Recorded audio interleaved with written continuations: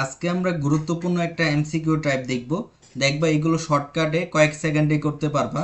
যদি এটা তোমরা যদি নর্মাল নিয়মে করো তাহলে তোমাদের অনেক সময় লাগবে এবং এই ক্যালকুলেশন তোমরা কখনোই মিলাইতে পারবে না।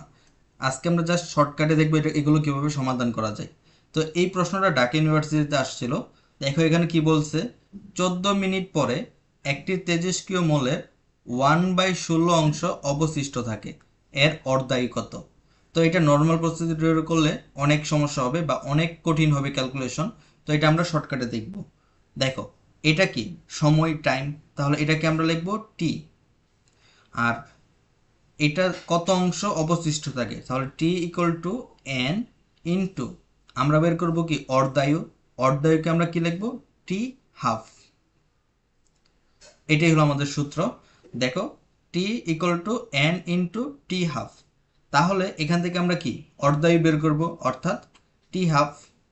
টি হাফ ইকুয়াল টু কি টি ডিভাইডেড বাই এন। তাহলে এখানে টি এর মান কত, 14। এন এর মান বের করলে কিন্তু উত্তর মিলে দেয়। তাহলে এই এন এর মানটা কিভাবে বের করব, দেখো এখানে কত আছে 1/16 অংশ। তাহলে দেখো 1 ডিভাইডেড বাই 16, এটাকে আমরা এই ফরম্যাটে নিয়ে নেব, 1 divided by 2 to the power n. আমরা সবগুলোকে এই ফরম্যাটেই নিয়ে যাব। তাহলে এটাকে আমরা কিভাবে নিতে পারি, দেখো 2 এর উপরে পাওয়ার কত হলে 16 হয়, 2 এর উপরে পাওয়ার 4 হলে 16 হয়। তাহলে এখানে আসবে 4। তো আমরা আরেকটা দেখাই, যদি এরকম থাকতো 1/4, তাহলে কত হইতো 1 ডিভাইডেড বাই 2 এর উপর পাওয়ার কত 2। যদি এরকম থাকতো 1/64, তাহলে এখানে কত হবে 2 এর উপর পাওয়ার কত হবে 6। 1/32 হলে এখানে 2 এর উপর পাওয়ার কত হবে 1/2 এর উপর পাওয়ার হবে 5। তো এর বাইরে কিন্তু তোমাদের প্রশ্ন আসে না, এগুলো থেকে আসে। আরেকটা আছে, যদি 1/8 অংশ হয় তখন 2 এর উপর পাওয়ার কত হবে 3। দেখবা এই 5টা প্র্যাকটিস করলে তোমাদের কয়েক মিনিটে মুখস্থ হয়ে যাবে।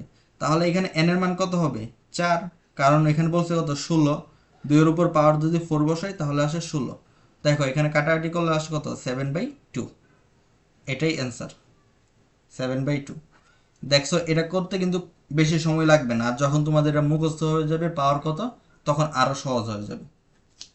এরপরটা দেখো, এটা রাজশাহী ইউনিভার্সিটিতে আসছিল যে কোনো একটি তেজস্ক্রিয় পদার্থের অর্ধায়ু দেওয়া আছে 15 বছর, 30 বছর পরে কত অংশ ক্ষয়প্রাপ্ত হবে।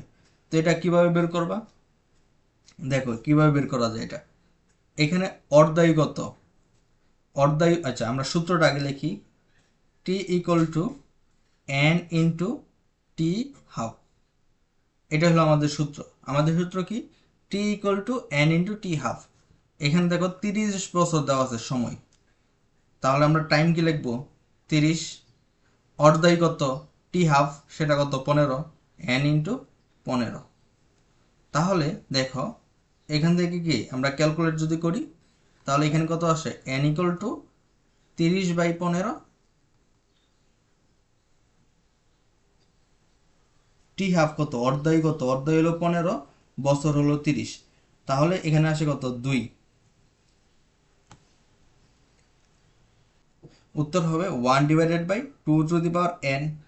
তাহলে 1 ডিভাইডেড বাই 2 এর উপর পাওয়ার কত 2, তাহলে কত 1/4। বুঝতে পারছো আশা করি। তাহলে এইখানে একটা জিনিস দেখো, এইখানে আমরা কি বের করছিলাম অবশিষ্ট, অবশিষ্টের পরিমাণ। বাট এখানে কি বের করছি আমরা, এটা ক্ষয়প্রাপ্ত, এটা কিন্তু অবশিষ্ট মান বের করছি, কিন্তু আমাদের চাইছে অবশিষ্ট না, আমাদের চাইছে হলো কতটুক ক্ষয়প্রাপ্ত হয়েছে।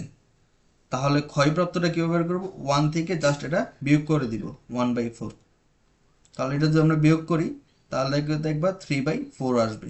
তাহলে এটা উত্তর কত 3/4 এটা। তো আশা করি তোমরা এটা বুঝতে পারছো। তো এই